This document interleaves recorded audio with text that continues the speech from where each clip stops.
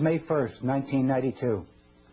The subject of this video message is the UNCED Earth Summit, the meeting which is to begin on June 1st, 1992 in Rio de Janeiro.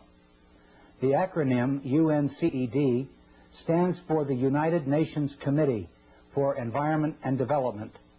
It is pronounced UNCED, and perhaps indicating the secret agenda of this meeting. This is the logo of the Earth Summit.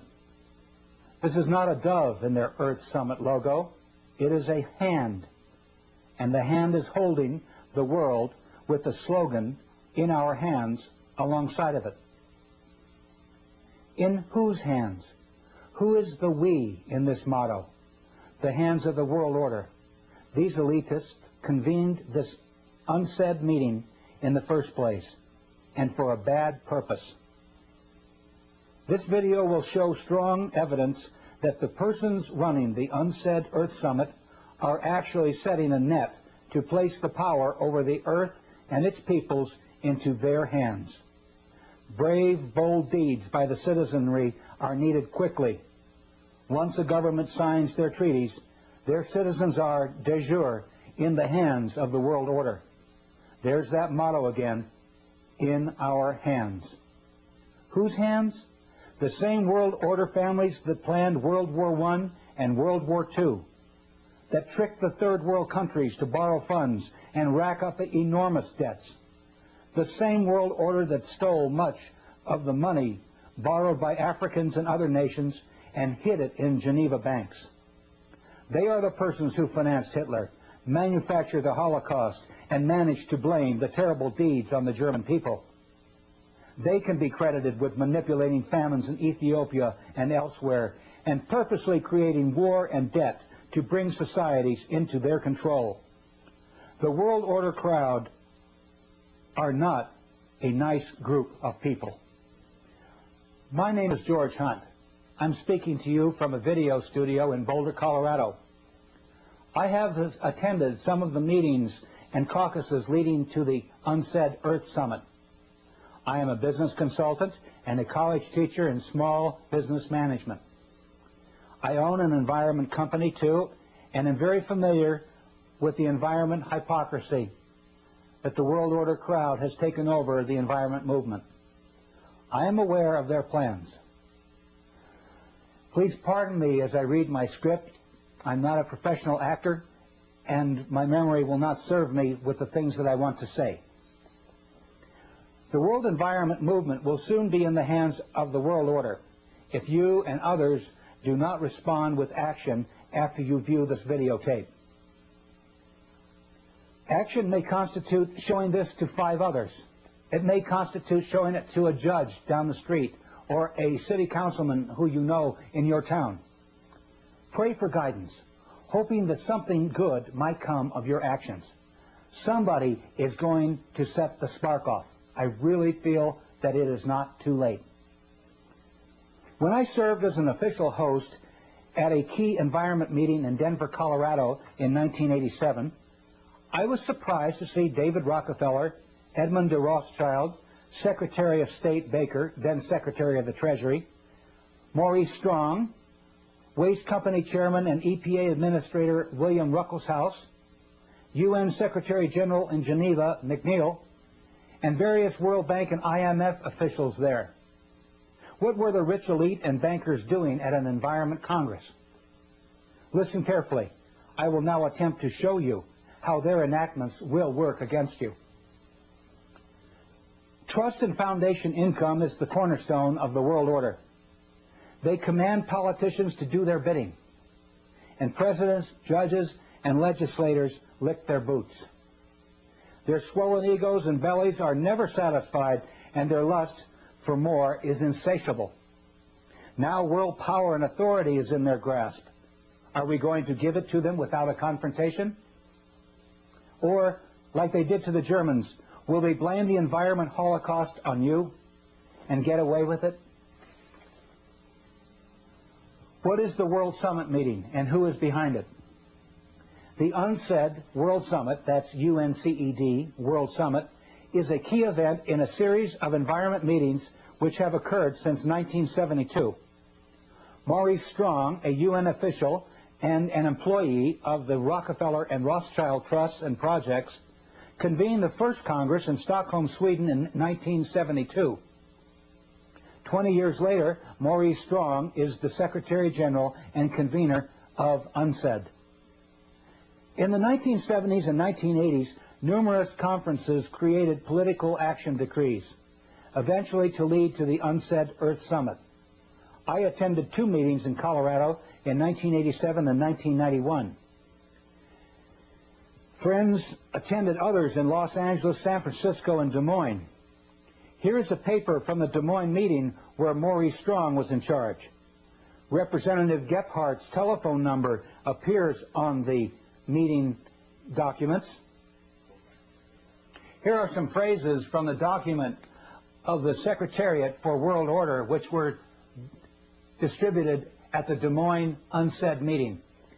We are the living sponsors of the great Cecil Rhodes' will of 1877, in which Rhodes devoted his fortune to the extension of British rule throughout the world and colonization by British subjects of the entire continent of Africa, the Holy Land, the valley of the Euphrates, the islands of Cyprus and Candia, the whole of South America, the islands of the Pacific not heretofore possessed by Great Britain, the whole of the Malay archipelago, the seaboard of China and Japan, the ultimate recovery of the United States of America as an integral part of the British Empire. We stand with Lord Milner's credo. We too are British race patriots, and our patriotism is the speech, the traditions, the principles, the aspirations of the British race. Do you fear to take this stand at the very last moment when this purpose can be realized? Do you not see that failure now is to be pulled down by the billions of Lilliputians of lesser race who care little or nothing for the Anglo-Saxon system? Copies of this document are distributed to you with this videotape.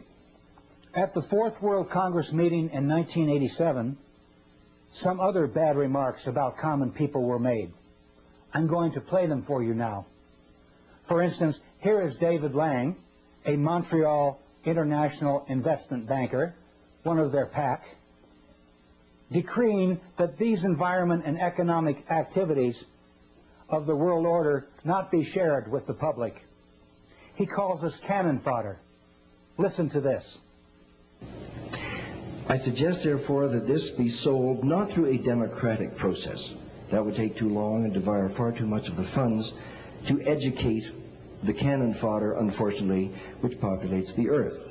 We have to take almost an elitist program that we can see beyond our swollen bellies and look to the future in time frames and in results which are not easily understood or which can be, with intellectual honesty, be reduced down to some kind of simplistic definition.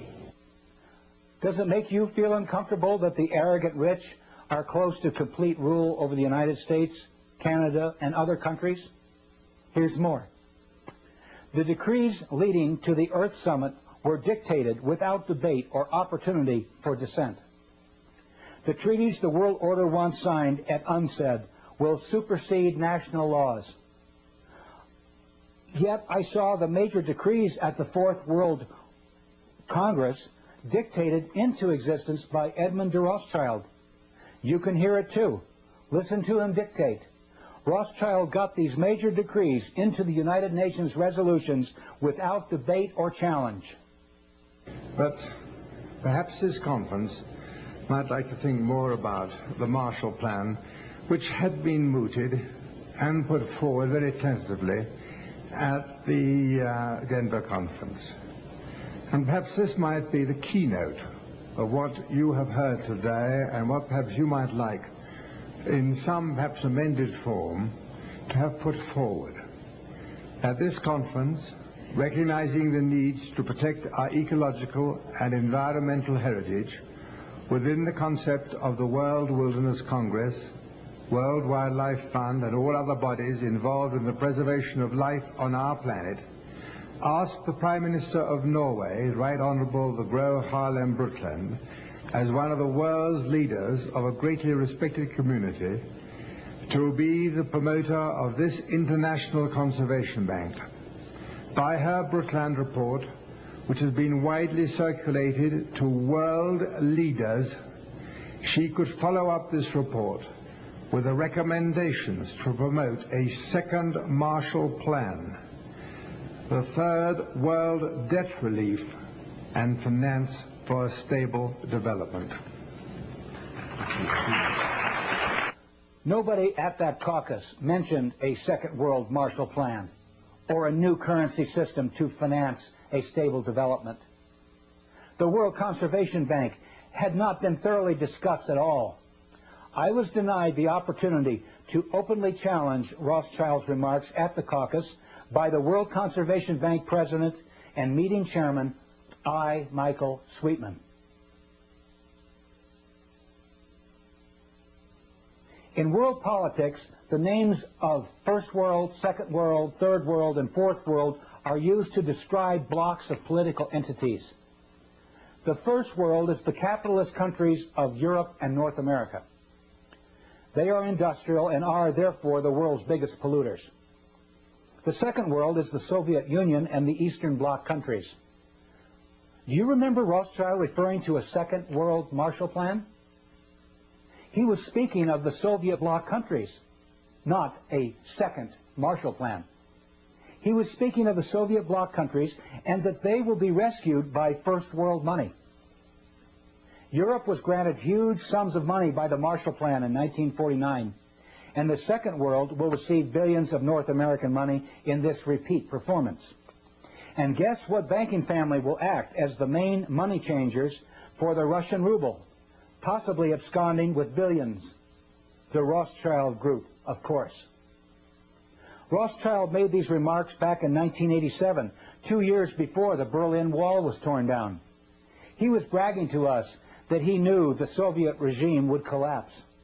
Here are some April 1992 news articles about the progress of Rothschild's Second World Marshall Plan. They come from the New York Times, and the world order is right on time. Here is a April 15th, 1992 New York Times headline. $44 billion needed to aid ex-Soviets in 1992, IMF says. It's needed for a shift to the free market. Most of the help would finance imports of food and spare parts for 15 republics. My response to that is, sure.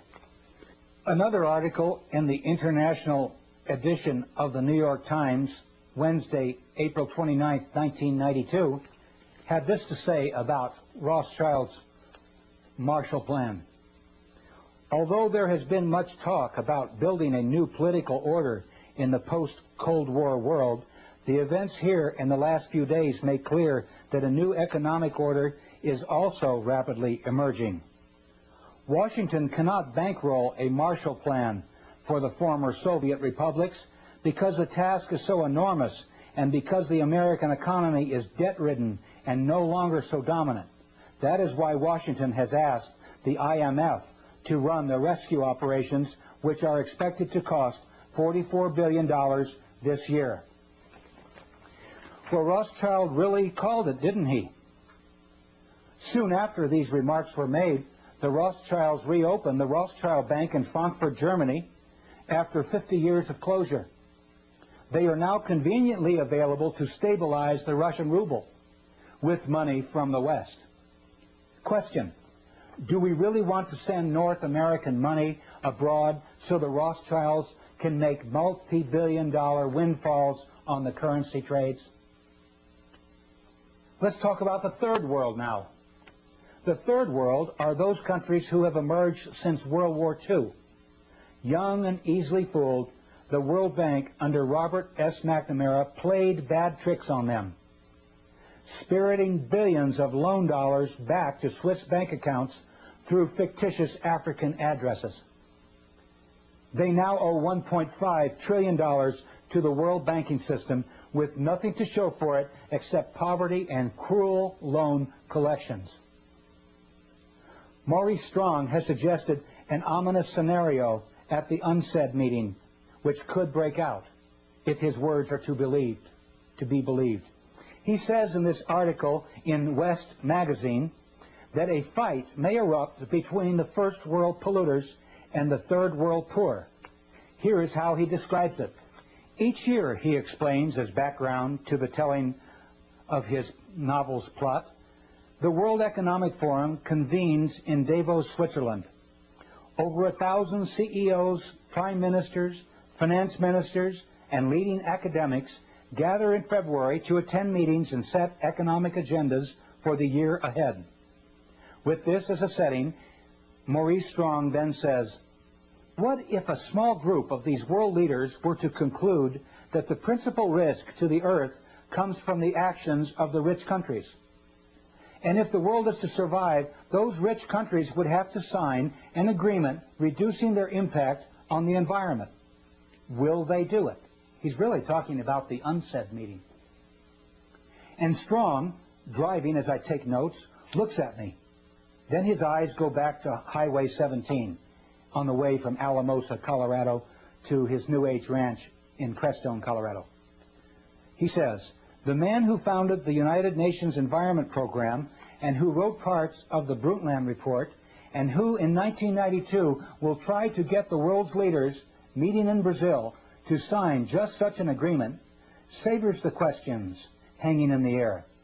Will they do it? Will the rich countries agree to reduce their impact on the environment? Will they agree to save the earth? Strong resumes his story. The group's conclusion is no. The rich countries won't do it. They won't change. So, in order to save the planet, the group decides, isn't the only hope for the planet that the industrialized civilizations collapse? Isn't it our responsibility to bring this about? This group of world leaders, he continues, form a secret society to bring about an economic collapse. It's February. They're all at Davos. These aren't terrorists. They're world leaders. They have positioned themselves in the world's commodity and stock markets. They've engineered, using their access to stock exchanges and computers and gold supplies, a panic. Then they prevent the world stock market from closing. They jam the gears. They hire mercenaries who hold the rest of the world leaders at Davos as hostages. The markets can't close. The rich countries, and Strong makes a slight motion with his fingers as if he were flicking a cigarette butt out the window. I sit there spellbound. This is not any storyteller talking. This is Maurice Strong. He knows these world leaders. He is, in fact, co-chairman of the Council of the World Economic Forum. He sits at the fulcrum of power. He is in a position to do it. I probably shouldn't be saying things like this, he says. Highway 17 cuts straight across the desert, heading out of the land of dreams. When the truth is finally told, Maurice Strong fears the world will come to this. No secret societies, no hostage takings at Davos, but it will come to the same conclusion. The global economy, sapped by credit and debt loads and environmental disasters, will simply come unstuck. And nothing, not even the inspiration of the Baka, can save humankind from itself. They see the struggles and problems at the Baka as reflections of the problems assaulting the planet. They fear the Baka will be, at best, an oasis in the desert of the future, and at worst, a place where dreams die. Even if Strong is fictionalizing and imagining, why would he even suggest these things? The point remains, something important is going to happen at the UNCED Earth Summit. The fourth world.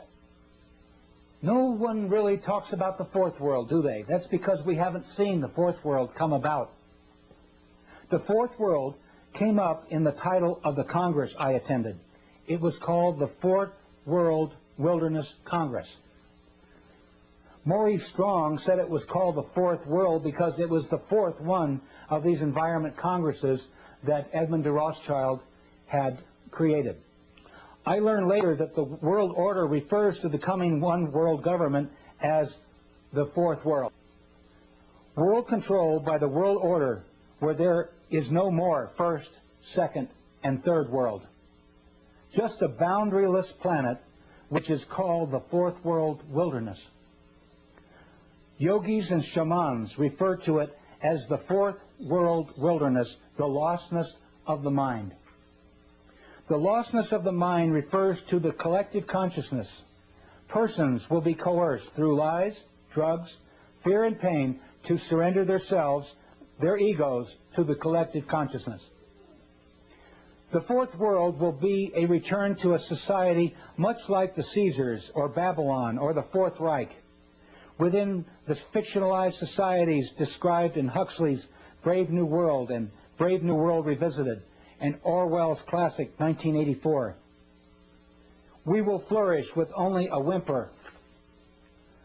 The world order wants to create a new society out of the ashes of chaos. A collectivist fourth world complete with a collectivist religion, collectivist finance, and unchecked world national socialism. The world order will offer Gaia, Mother Earth, to the masses as the Big Brother image to worship in the fourth world. Maurice Strong has already set up a 140,000-acre project in Crestone, Colorado, to develop this Earth religion system. Projects are funded by the Rockefeller Fund, among other foundations. The Earth Summit will link environment with industry. The lords of the UNCED conference will be the masters of who gets what and when if we don't do something about it quickly. Who leads the environment movement? The convener of the summit, Maurice Strong, identifies Baron Edmund de Rothschild as the creator of the environment movement. Here are his own words describing Rothschild as the positive synthesis of environment on the one hand and growth and development on the other. Listen carefully as Maurice Strong introduces Baron de Rothschild. So there is no better person. He epitomizes in his own life that positive synthesis between environment, conservation on the one hand, and economics on the other. And I'm just delighted to have this opportunity of introducing to you Edmund de Rothschild.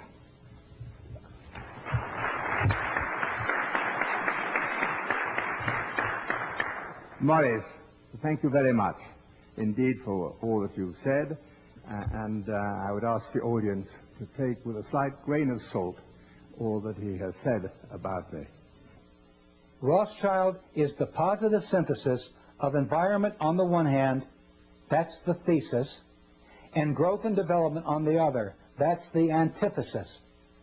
He very clearly admits that the Rothschild combination, including the Rockefellers and most world capitalists, aim to control the environment and development movement as the synthesis. Power will converge into their hands through the Rio Conference.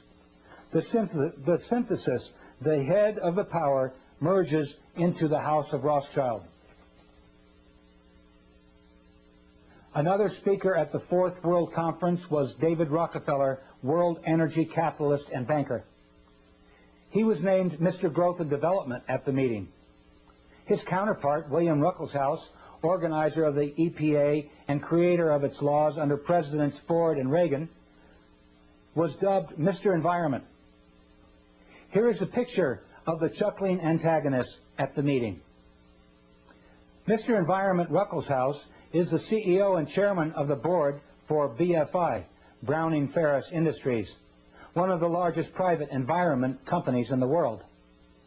The hypocrisy is that Ruckelshaus, as EPA chief, made the very laws by which his waste company, BFI, is becoming rich. Hypocrisy number two is that Ruckelshaus and Maurice Strong were key investors in American Water Development, a company which tried to circumvent Colorado water laws and gain control of one of the largest underground reservoirs of water in the world. Here's an excerpt from a video interview where I explain what they did. And I did a survey of the people down in the San Luis Valley, and I sent letters out to these farmers last December, and I said, what will happen if Maurice Strong and William Ruckelshaus and others pull water, 200,000 acre-feet of water out of the San Luis Valley? Without one hesitation, it was unanimous that their land will turn into a wasteland. It'll turn into a desert. So here we have people at an Environment Congress that are then waltzing 200 miles south of Estes Park down in the San Luis Valley of Colorado that want to suck the aquifers dry and turn it into a desert. The hypocrisy is so deep. They failed in their attempt because the people learned what they were doing and defeated them. Here is a newspaper article that shows their defeat. I hope we can do it again around the UNCED meeting. Let's hear a little more from Maurice Strong and Edmund de Rothschild and lock in on what kind of people are running the UNCED summit meeting. Here's the part where Rothschild says that projects launched to save the environment will be inoperative. He says it quickly, but he says inoperative. That is, they will not work. And listen to Rothschild snidely suggest that we build dry ice machines and ship up the dry ice to the North and South Poles to keep them from melting. Perhaps it could be possible to utilize CO2, carbon dioxide, one of its main causes, to manufacture dry ice, to maintain the polar caps and the actual temperature of the ice there, and maintain their present temperature. Innovative and modern technology, world waste material, collected and perhaps burnt in volcanic areas or buried so deep in the earth, in the wilderness desert areas of the mid-Sahara where nobody goes, or in the empty quarter in Arabia or the Gobi Desert. But all these ideas and visions, some far-fetched, and above all, the continuation of this Congress needs money. I will play the full speech after this video, and you will hear him say that the world order has these problems. It's indigenous people and it's wildlife. People and wild animals are problems? What kind of madness are these world order Caesars afflicted with? I hope I have given you enough information to expose the designs of the world order crowd. They hope to run the lives of people for generations to come. They are the same crowd who created a Hitler, arranged the assassination of Lincoln and Kennedy, and have indicated elsewhere that they want to drastically reduce the population of the world to make environment and development more sustainable. Please quickly carry the truth to others. This video has photocopy exhibits accompanying it too, and you can make unaltered copies of this videotape as much as you please. Large quantities can be ordered at $8 a piece, including photocopied materials, plus postage, until July 4th, 1992. Send your orders and checks to this address. If you want to talk, I will call you collect. So send me your phone number.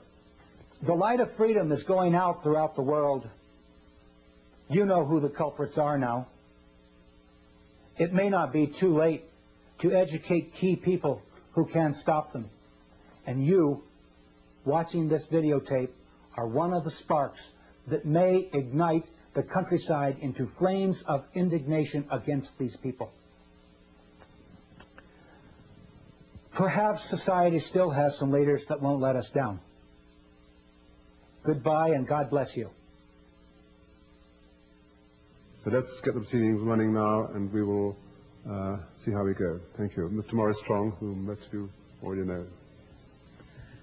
Thank you very much, and you've already heard perhaps too much from me, so I think we're reaching the point at which we want to involve you, all of you, in the next step of this conference, which is really to come to grips with some of the principal action-oriented issues. And one of the most important initiatives that is open here for your consideration is that of the conservation banking program.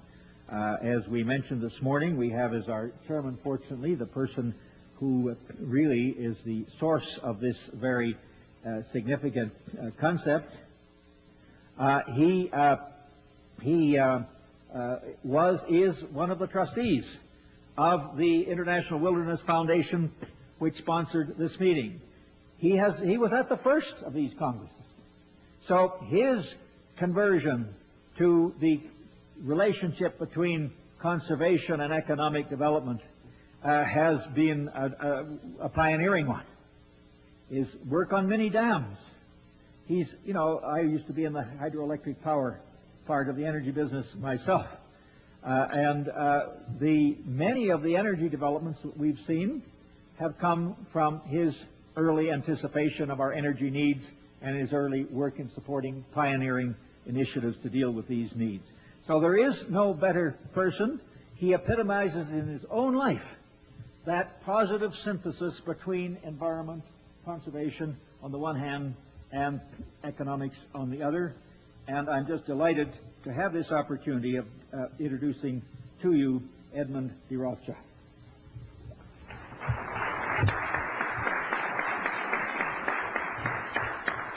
Morris, thank you very much indeed for all that you've said, and I would ask the audience to take with a slight grain of salt all that he has said about me. And I want to start there a little bit of my talk to you on a somewhat different vein. You see, in order to further the ideals of the world wilderness concept and to prevent the concept and this concept just to remain an ideal, it is of paramount importance to find ways and means of finding and promoting its rationale. There are these ways and means of putting this concept into effect and overcoming or minimizing some of the problems set out by the speakers in this Congress, such as pollution, prevention of acid rain, waste disposal. There are alternative methods and harmless alternative methods for energy, and they're available. Alternative uses of water resources not involving vast inundations of land or displacing humans and its indigent wildlife, harnessing wave energy, solar energy, wind power, just to mention a few.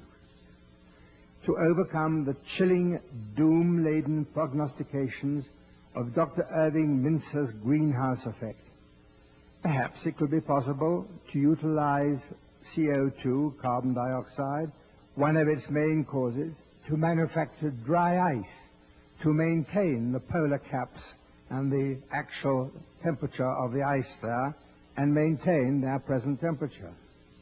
Innovative and modern technology, world waste material, collected and perhaps burnt in volcanic areas or buried so deep in the earth, in the wilderness desert areas of the mid-Sahara where nobody goes, or in the empty quarter in Arabia or the Gobi Desert. But all these ideas and visions, some far-fetched, and above all, the continuation of this Congress needs money. A start has been made by the thoughts and care of one man. Michael Sweetman. His ideas have had lip service paid to them by some of our speakers here during the Denver conference. The meetings now of the new concept of an international conservation banking program involves all sectors of the human community, governmental and intergovernmental agencies, the public and private agencies, large charitable foundations, as well as ordinary individuals worldwide. Michael Sweetman has written the foreword to this concept. Its final form will no doubt be altered, watered down, or widened. But this convention must put forward this charter. And with the collective wisdom available here today, the charter can be enhanced, embracing those who have given their thoughts in the Denver Public Forum. By thinking forward as to how to reach out to the public at large, to every corporate entity throughout the world, to put aside, hopefully tax-free, a part of their profits to fund our ecological and environmental protection. Ladies and gentlemen, every country has its own problems, its indigenous peoples and its wildlife. This International Conservation Bank must know no frontiers, no boundaries. Its funds must be used constructively and not to be challenged into greedy hands or weapons of destruction. I hesitate to link this bank with world wilderness, but I would like to link it with our survival as a human race.